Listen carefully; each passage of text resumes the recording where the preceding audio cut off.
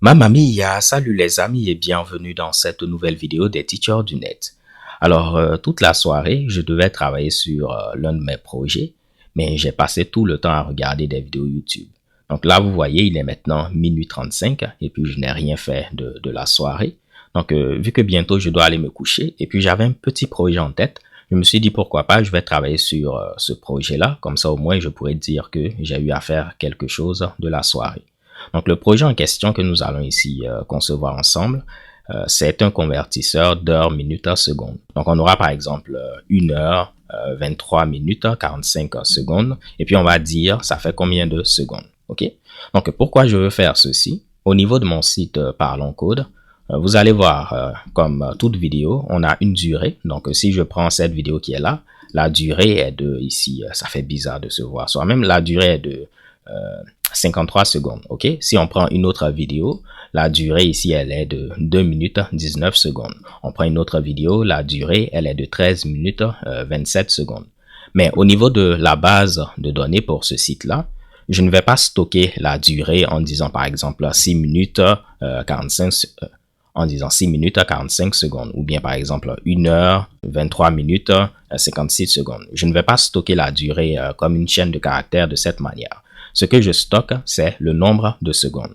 Donc, si la vidéo dure 6 minutes, disons 30 secondes, je vais convertir ceci en secondes. OK. Et puis, c'est ce que je vais mettre au niveau de du champ durée de la vidéo. Donc, toutes les durées sont en secondes. Maintenant, pourquoi je fais ceci? Parce que si j'ai la valeur en secondes, après, c'est assez simple de la reprendre et puis formater ceci pour afficher au format heure, minute, seconde. Ou bien je peux prendre ceci pour dire ça fait combien d'heures de cette manière, combien de minutes et puis combien de secondes. Et ce qui est intéressant, c'est quoi? Vous avez par exemple une formation qui est composée ici de plein de Mitsubishi, plein de vidéos. Donc, si je veux avoir la durée totale de la formation, je peux prendre ici les durées de chacune des vidéos. Imaginons que la première vidéo fait 3600 secondes, la deuxième vidéo fait la deuxième vidéo fait 650 secondes, la troisième vidéo fait 340 secondes et tout. Je peux sommer toutes les secondes des différentes vidéos de la formation. Et puis, ce que j'obtiens ici à la fin va représenter la durée totale de la formation en nombre de secondes. Et après, je peux formater ceci aussi pour dire que la formation dure 2 heures, par exemple, 38 minutes, 27 secondes et tout. OK. Donc, c'est ce qu'on va tenter de faire. On va s'intéresser premièrement à la partie où on nous donne ici 1 heure au niveau de ce format-là. Donc, sous ce format-là, que nous, on va convertir ici en secondes. Donc, on est parti. J'ai créé un dossier tutoriel Python parce qu'on va écrire le code en Python.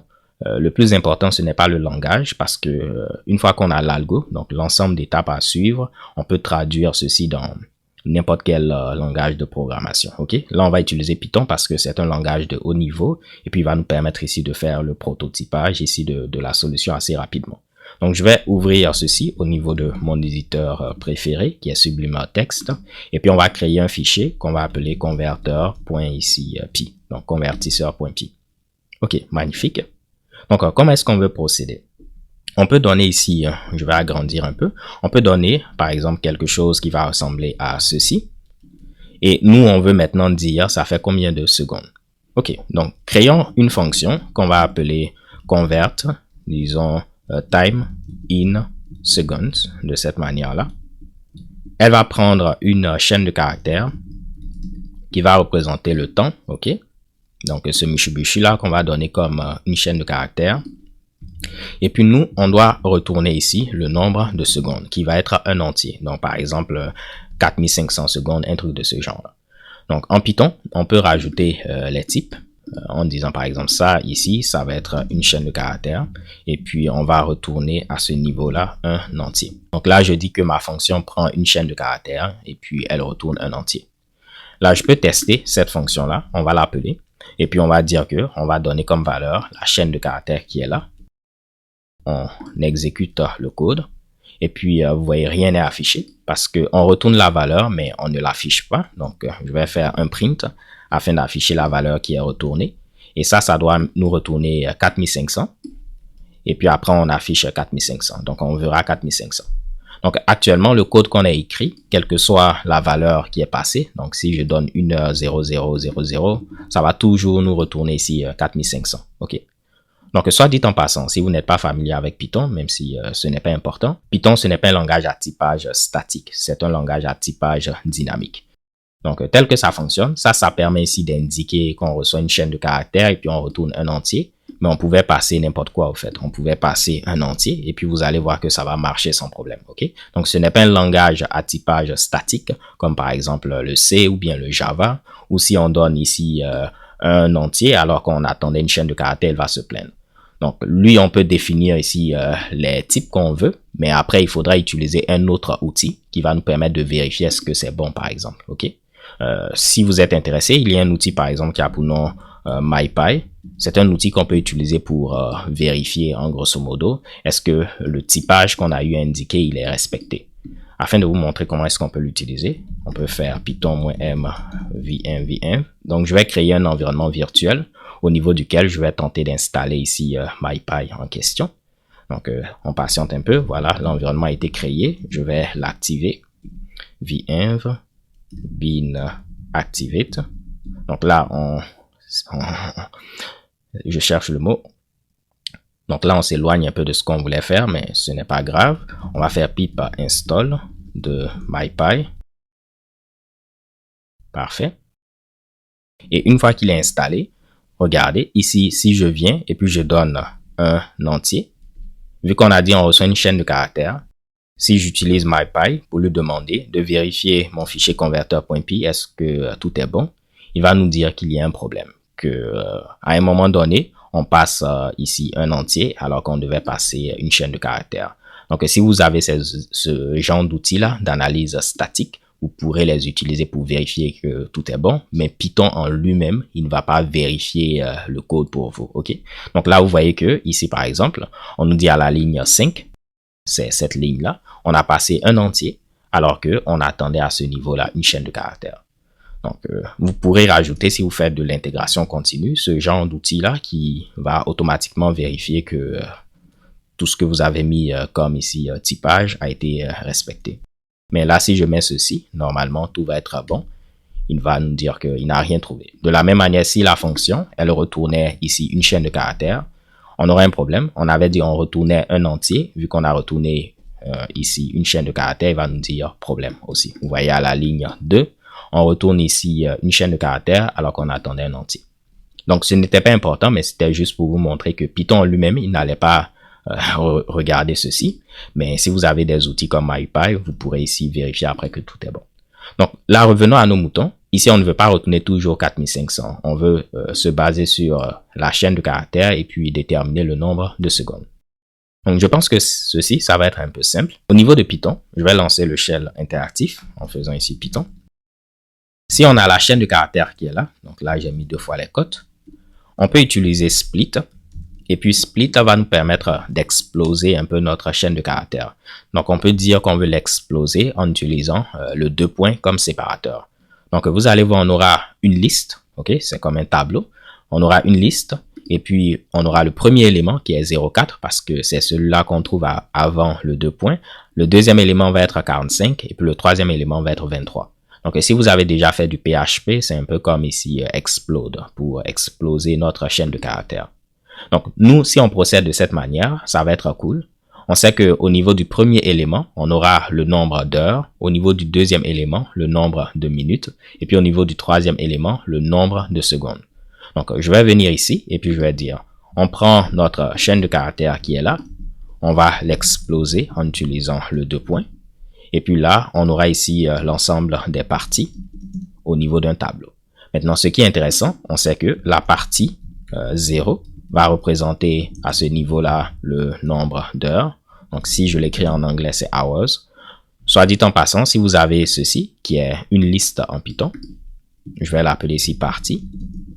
Vous pouvez récupérer n'importe quel élément en utilisant les index, comme dans la plupart des langages. Donc ici, c'est l'élément à la position 0. Donc si je mets parts et puis je mets 0, ça va me donner 0,4. Là, c'est l'élément à la position 1. Je mets ici 1. Et puis lui, c'est l'élément à la position 2. Donc ça va nous donner 23. Mais ce qui est cool au niveau de Python, on peut même mettre des index négatifs. Si je mets par exemple moins 1, cette fois-ci, on commence à compter de la droite vers la gauche. Ok? Avant, lorsqu'on avait 0, 1 et 2, on commençait ici à la gauche. Ça, c'est l'élément 0, l'élément 1, l'élément 2. Mais si on met moins 1, on commence à compter ici. Ça, c'est l'élément moins 1, qui est le dernier élément, l'élément moins 2 et puis l'élément moins 3. Donc, si je fais moins 1, vous voyez qu'on a 23. Si je fais ici moins 2, vous voyez qu'on a 45. Et puis moins 3, on aura ici 0,4. Donc, nous, on va utiliser les index positifs dans ce cas-là, mais si vous voulez, vous pouvez utiliser moins 3 pour accéder à l'heure, mais ça va faire un peu bizarre tout simplement. Donc, on a ici le nombre d'heures au niveau de la partie 0, le nombre de minutes au niveau de la partie ici 1, et puis le nombre de secondes au niveau de la partie ici 2. Donc, si vous regardez, toutes ces parties-là, ce sont des chaînes de caractères. Vous voyez que ici, si je remets parts, et puis je mets partie 0, ok, on voit que c'est une chaîne de caractères. Partie 1 aussi, ça va être une chaîne de caractères. Partie 2, ça va être une chaîne de caractères. Pourquoi je dis ceci? Parce que ça va devenir important tout à l'heure. Mais si on a ici une heure, combien de secondes ça nous donne? Une heure, ça fait ici 3600 secondes. Ok? Donc, une heure, en réalité, c'est 60 minutes. Et puis, une minute, c'est 60 secondes. Ok? Donc, ça va faire 60 fois 60. Et puis, ça fait 3600. Donc, une heure, c'est 3600 secondes. Et si on a X heures, si on veut savoir ça fait combien de secondes, on fait une règle de 3. On va faire X multiplié par 3600 divisé par 1. Donc, ça fait X multiplié par 3600. Donc, en grosso modo, ce nombre d'heures qui est ici, si on veut savoir ça fait combien de secondes, tout ce qu'on a à faire, c'est le prendre et puis le multiplier par 3600. Donc, ceci va nous permettre de convertir plutôt le nombre d'heures qu'on a trouvé ici en secondes de cette manière. Donc, tout ce qu'on aura à faire, c'est faire la même chose pour le nombre de minutes qui est ici. On va le convertir également en secondes. Donc, on verra, on va le multiplier par quoi tout à l'heure. Et puis, on va prendre également le nombre de secondes. Bon, lui, on n'a pas besoin de le convertir vu que c'est déjà en secondes. Donc, on aura le nombre d'heures, ça fait combien de secondes? On va l'additionner au nombre, je vais mettre un plus ici. On va l'additionner au nombre de minutes qu'on a converti en secondes. Et puis, on va l'additionner après au nombre de secondes qu'on a obtenu ici. Donc, normalement, si on veut convertir une minute en secondes, une minute, ça fait 60 secondes. Donc, X minutes, ça va faire X fois 60 pour trouver le nombre de secondes. Donc, tout ce qu'on a à faire, c'est prendre le nombre de minutes multiplié par 60 et puis on aura le nombre de secondes. Donc, voilà le résultat. Maintenant, essayons de tester. Ce qui va se passer si on teste avec ceci. Premièrement, lorsqu'on va faire le split, on aura donc ici une liste où le premier élément, ça va être 0, 4 de cette manière-là. Le deuxième élément, ça va être 45. Et puis le troisième élément, ça va être 23. Donc, on aura une liste qui va ressembler à ceci. Maintenant, on prend l'élément qui a la position 0, on le met au niveau de hours. On prend l'élément qui a la position 1, on le met au niveau ici de minutes. Et puis l'élément qui a la position 2, on le met au niveau ici de secondes. Maintenant, là, on aura un petit problème parce que on prend ici le nombre d'heures et puis on multiplie par 3600. Mais ici, c'est une chaîne de caractères. Et puis ici, à ce niveau-là, c'est un entier. Tel que ça fonctionne au niveau de Python, c'est quoi? Si vous avez une chaîne de caractères et puis vous la multipliez par un entier, Python va comprendre comme si vous voulez prendre la chaîne de caractères et puis la répéter 2 fois. Donc, si j'avais multiplié par 4, il va prendre notre chaîne de caractères et puis la répéter 4 fois. Donc, vous voyez que coucou, ok, on a coucou, coucou. Parce que la chaîne de caractères cou a été répétée 4 fois, donc ça fait coucou, coucou, ok. Si je l'avais répété 2 fois, ça allait faire coucou. Donc, nous, dans notre cas-ci, on a 0,4 et puis on multiplie par exemple par 3600.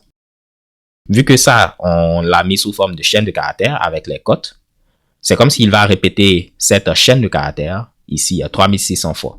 Ok, donc vous voyez que ça nous donne quelque chose qui ressemble à ceci. Il a répété 0,4 3600 fois. Clairement, nous, ce n'est pas ce qu'on veut au fait. Nous, on veut avoir l'entier. Nous, on veut avoir l'entier 4 multiplié par 3600. Donc, on peut faire le casting en disant, on va convertir ceci en entier. Et ça va nous donner l'entier 4. Et puis, c'est ça qu'on va maintenant ici multiplier par 3600. De cette manière-là. Donc, tout ce qu'il faudra faire, c'est quoi? C'est que chacune de nos valeurs ici, on va la convertir en entier avant de faire la multiplication. Donc, revenons à ce qu'on avait précédemment. Rapidement, c'était ceci, voilà. Donc, je vais dire que je vais prendre le nombre d'heures qui est là. Je vais ici convertir ceci en entier et puis on fait la multiplication. On fait la même chose pour le nombre de minutes. Et puis pour le nombre de secondes, on va le convertir également en entier. Comme ça, on aura ici tout ceci, c'est un entier. Tout ceci, c'est un entier. Et puis tout ceci, c'est un entier. On fait la somme de 3 entiers et puis on aura un entier. Ici, on peut enlever les parenthèses parce que, comme vous le savez probablement, la multiplication, elle est prioritaire au niveau de l'addition. Donc, vu qu'il va avoir la multiplication, il va d'abord ici faire cette multiplication, également faire cette multiplication, et puis après maintenant additionner les différents Mitsubishi. Ok? Donc, ceci va être converti en entier, on fait la multiplication, converti en entier, on fait la multiplication, ici converti en entier, et puis après on fait la sommation de tout ceci. Donc, en théorie, si on prend cela, et puis on prend cela, une heure, ça doit nous faire 3600 secondes, et puis ceci, je ne sais pas, ça va faire combien de secondes, mais si on regarde, là, on a bel et bien 3600, donc ça prouve que ça marche, parce qu'on aura 0 multiplié par 60 qui fait 0, plus 0, ça fait 0, et puis là, on aura 1 multiplié par 3600, ça fait 3600. Donc, on peut essayer de prouver que ceci est bon. On a obtenu 17 123. Si je viens au niveau du navigateur, et puis je cherche convertisseur, ici, heure, minute, seconde, ok, en secondes, on peut le mettre en anglais, parce que d'habitude, j'utilise un outil en ligne, qui est un outil anglophone. Mais maintenant, en lieu et place de me fatiguer à chaque fois, je veux ici avoir un script qui va le faire. Et vous voyez, on obtient ici 17 123. Et c'est bel et bien ce qu'on a ici, 17 123. Donc, ça prouve que ce qu'on a eu à faire ici marche. Maintenant, on peut transformer ce qui est ici en un ensemble de tests, si vous êtes familier avec les tests. En Python, vous avez une instruction qui a pour nom assert. Assert, si vous lui donnez quelque chose qui est vrai, il va vous dire pas de problème, vous avez dit la vérité. Mais si vous donnez quelque chose qui est faux, il va vous dire vous êtes un menteur ou bien vous êtes une menteuse. Donc, si vous donnez quelque chose qui est vrai, vous n'aurez pas de problème, comme on peut le voir. Mais si vous donnez quelque chose qui est faux, il va vous dire que vous avez menti. En réalité, il lève une exception de type assertion error, mais vous voyez que si on a quelque chose qui est faux, ça nous donne une erreur. En Python, pour dire vrai, true, c'est un T majuscule, et puis pour dire faux, c'est un F majuscule. Donc, faux en Python, c'est false, avec un F majuscule, pas un F minuscule. Et puis de la même manière, true, c'est avec un T majuscule, pas un T minuscule. Maintenant, ce qui est ici, dans notre cas, on aurait pu l'enlever pour ne pas compliquer les choses, mais ça permet de dire si on exécute notre fichier directement, on veut exécuter ce code. Mais si on l'utilise comme un module, on ne veut pas exécuter ce code. Afin de ne pas compliquer les choses, je vais l'enlever, ok, ou bien je vais le laisser. Mais après, si vous êtes curieux et puis vous faites une recherche en ligne, vous allez trouver une vidéo ou bien de la documentation qui l'explique, ok. Donc là, par exemple, si je dis que 3 est plus grand que 2, il ne va pas se plaindre parce que c'est vrai, 3 est plus grand que 2. Mais si je viens et puis je dis 3 est plus grand que 9, il va nous dire menteur. Et puis vous voyez qu'on a ici une assertion error, une exception de type assertion error qui est levée. Donc ce qui est intéressant, c'est quoi? Je peux utiliser ceci pour dire que je vais prendre ma fonction convert time in second, cette fonction qui est là, et puis je vais lui passer cette valeur. Je m'attends à obtenir comme résultat 17 123. Oups, 17 123. Donc, si tu appelles la fonction et puis tu obtiens 17 123, c'est que tout est bon. Si tu n'obtiens pas ceci, il faut dire il y a un problème. Et on va faire la même chose en utilisant assert à ce niveau-là. Oups. On va appeler cette fonction avec cette valeur et puis on s'attend à avoir 3600. Donc, si j'exécute mon code, vous voyez que je n'ai aucun problème. Mais si par exemple ici je m'étais trompé, j'avais multiplié par 360, lorsqu'il allait ici appeler la fonction, on n'allait pas obtenir les bons résultats, donc il va se plaindre. Il va nous dire, vous voyez, on a un problème. Donc, quelque chose n'est pas bon. Donc, ce qu'on vient de faire là, c'est des tests unitaires. En lieu et place de tester le code manuellement à chaque fois, dès qu'on modifie par exemple cette fonction, on peut réexécuter ici ces tests-là et puis on saura si tout est bon ou bien on a un problème. Maintenant, ce qui est intéressant, c'est que ça nous permet de pouvoir modifier un peu le code et puis vérifier qu'on n'a rien brisé. Ce que je vais donc faire, c'est quoi? Ici, si vous vous rappelez, on avait notre variable, par exemple, TimeString, qui avait ici le nombre d'heures, le nombre de minutes et puis le nombre de secondes. Et puis on pouvait faire ici timestring.split afin d'obtenir une liste où on avait le nombre d'heures, le nombre de minutes et puis le nombre de secondes. Mais ce que je ne vous ai pas montré, et puis c'est cool en Python, si vous avez une liste où vous avez 3 valeurs, par exemple 1, 2, 3, vous pouvez les mettre au niveau de 3 variables directement de cette manière-là. Et Python va comprendre que il doit prendre la première valeur et puis la mettre au niveau de A, la deuxième valeur, la mettre au niveau de B, et puis la troisième valeur, la mettre au niveau de C. Désolé, C. Donc, on aura 1 au niveau de A, 2 au niveau de B, et puis 3 au niveau de C. Si je valide, au niveau de A, j'aurai 1, au niveau de B, j'aurai 2, et puis au niveau de C, j'aurai 3. Donc, ce qui est cool, c'est quoi? En lieu et place de me fatiguer à faire tout ceci, je sais que ceci, ça va nous retourner une liste où on aura le nombre d'heures ici, le nombre de minutes, et puis le nombre de secondes. Donc, tout ce que j'aurai à faire, c'est dire que, OK, le premier élément dans ma liste, tu vas le mettre au niveau de la variable heure. Le deuxième élément, tu vas le mettre au niveau de la variable minute. Et puis le troisième élément, tu vas le mettre au niveau de la variable seconde. Et puis je peux enlever ici les 3 lignes. Donc encore une fois, ça va nous donner une liste où on aura le nombre d'heures, le nombre de minutes et puis le nombre de secondes. Et ça va ressembler un peu à ce qu'on avait au niveau de l'exemple qui est là. Donc, on prend 0,3, on le met au niveau de cette variable. On prend 34, on le met au niveau de cette variable. 53 au niveau de cette variable. OK? Donc, si je ne me suis pas trompé, si on réexécute le code, on ne doit pas avoir de problème parce que le code doit continuer de marcher. Donc, normalement, voici quelque chose qui fonctionne. Un autre truc que je peux vous montrer qui est assez cool. Imaginons qu'on a cette liste-là. Et puis, on a ici, disons, 22. On a 50, disons 45 et puis 12. OK? Donc, imaginons ça, c'est le nombre d'heures, le nombre de minutes et puis le nombre de secondes. En Python, vous pouvez utiliser une fonction qui a pour nom map et puis vous allez lui dire, il faudra prendre chaque élément au niveau de ma liste et puis ici, appliquer la fonction int. Donc, en réalité, qu'est-ce que ça va faire? C'est que il va prendre 22 et il va faire ici int 22. En grosso modo, il va convertir 22 en entier.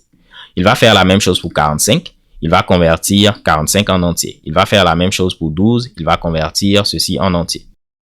Donc, il va prendre chaque élément et puis le faire passer au niveau de la fonction int. Si je valide, bon, on peut convertir ceci en une liste afin que vous puissiez voir ce que ça va donner.